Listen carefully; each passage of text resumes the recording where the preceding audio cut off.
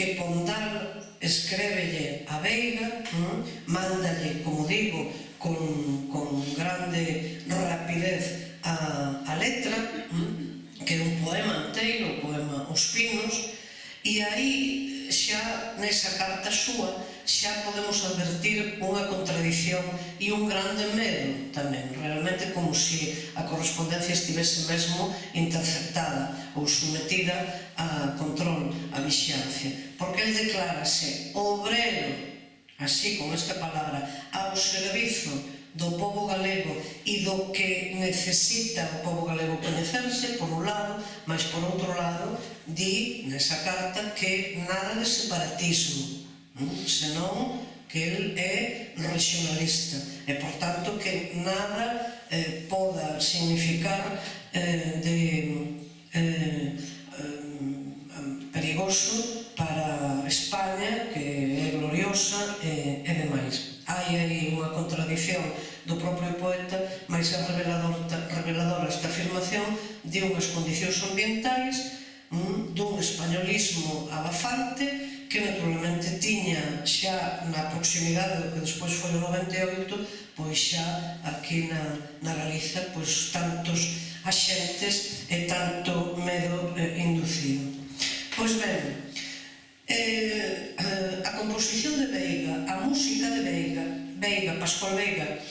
cartéase de novo con Pondal para lle pedir unha serie de modificacións na letra por mor, modificacións de tipo rítmico, por mor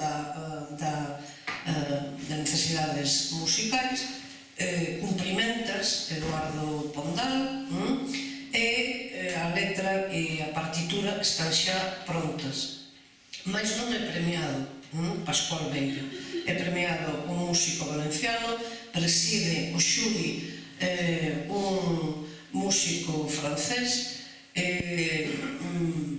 parece ser que eran moi frecuentes as queixas e protestas inter-orfeos galegos por mor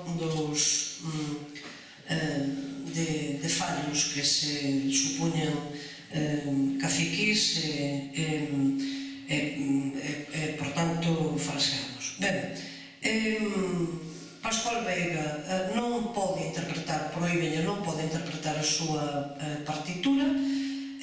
viaxa a Madrid, despídese, deixa de ser director do Orfeo número 4 e xa se instala en Madrid, onde continúa a súa carreira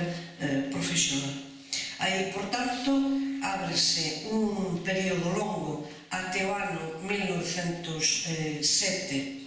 que xa mencionamos na Habana, onde, con todo, aquí na Galiza, no interior, por tanto, do país, na Coruña, por exemplo, ou en Santiago, en algunha ocasión hai constancia de que o himno foi interpretado como tal, mais sen que teña oficialidade de ningún tipo.